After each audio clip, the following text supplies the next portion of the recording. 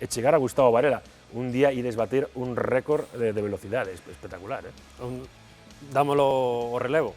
Sí, debería que traer un día unha cámara para gravalo e amosalo despois, porque é espectacular, é cronometralo. Bueno, vos, temos hoxe unha xornada completiña na segunda B, con ese empate menos completa que outros días, porque os protagonistas non foron Manu Barreiro, Joselo, os protagonistas foron Petra, Cumaira, Ruz... Pois agora vemos esas imaxes. O temporal. Antes os resultados, que agora sí que podemos ir a eles.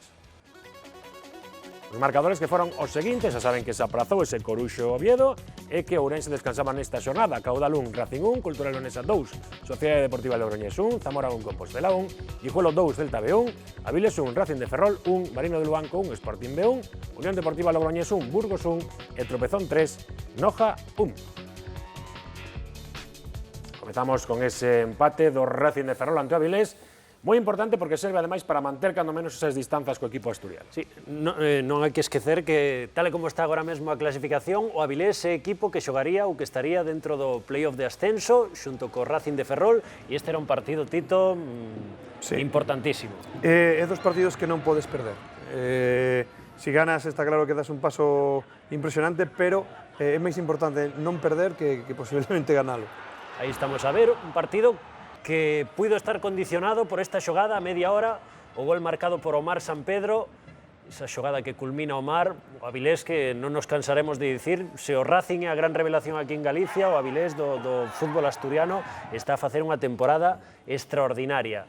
Nesta xogada pediuse man de Gonzalo, bueno, a eterna dúbida das mans, parece que o xogador salta dunha maneira bastante antinatural. Hai unha cousa clara, nas últimas xornadas os árbitros deixaron de pitar esas mans. Sí.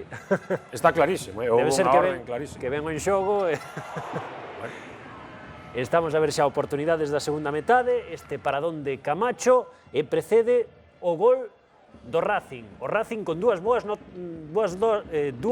novas. A primeira, a entrada de Dani Rodríguez no partido, e 2 minutos despois de que entrara Dani Rodríguez no partido, conseguía empatar Manu Barreiro, que outro xogador que se perdeu a fin de semana pasada por lesión.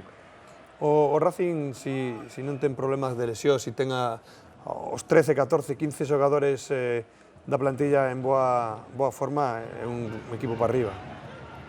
Tito levase mollando creo que dende a xornada, desde que chegou, desde que empezou, que o Racing é un equipo que pode estar entre os 4 primeiros. Si respetan as lesións, que creo que é o tema que pode limitar o Racing, non, a profundidade de banquiño, creo que pode estar aí arriba ao final da Liga, seguro. Pois ao final, un empate importantísimo.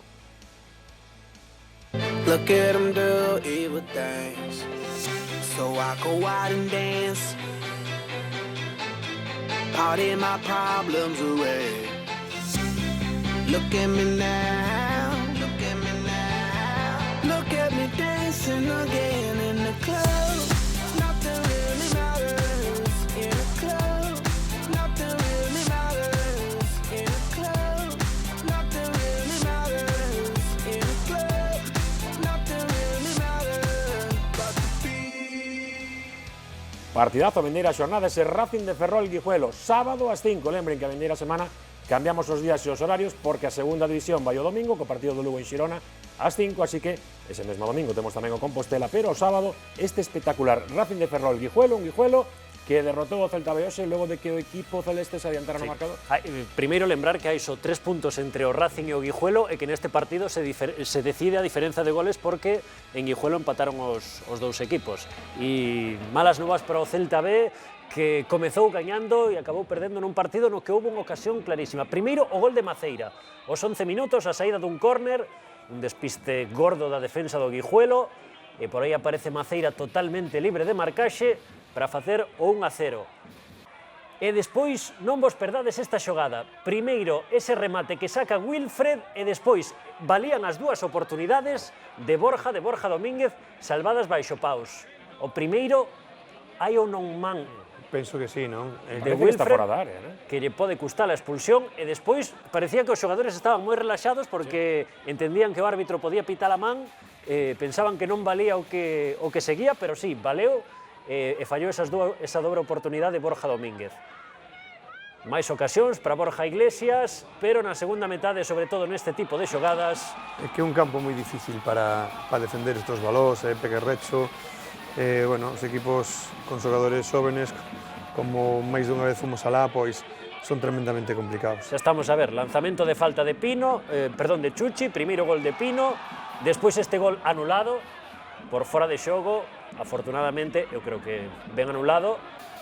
O que pasa é que o Guijuelo está fortísimo, ademais é un equipo que moitas veces comeza por debaixo no marcador e acaba remontando, como neste gol de Javi Ballesteros. Pediron fora de xogo todos os xogadores do Celta, unha mágoa non ter unha mellor imaxe para ver se o de Javi Ballesteros, ex do Lugo, era fora de xogo, pero unha derrota que doe no Celta.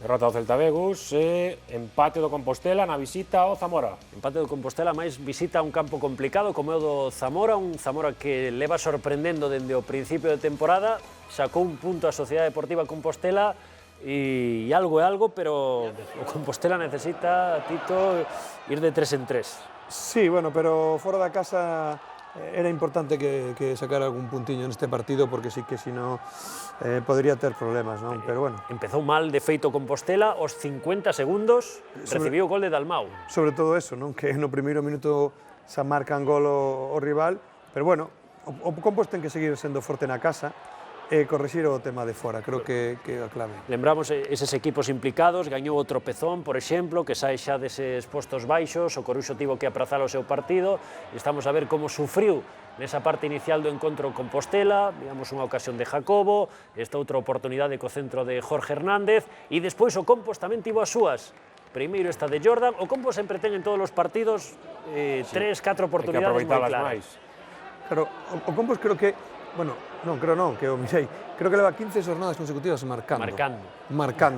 Entón, claro, o problema do Compos non é o gol, é cerrar esa portería de vez en cando e non encaixar. Leva esas xornadas marcando, entre outras cousas, porque ten a un dos grandes dianteiros da categoría. Joselu conseguiu o gol do empate, con ese remate cruzado, xa suma, teño por aquí o dato, 16 goles, e así o Compostela puido sacar un puntiño.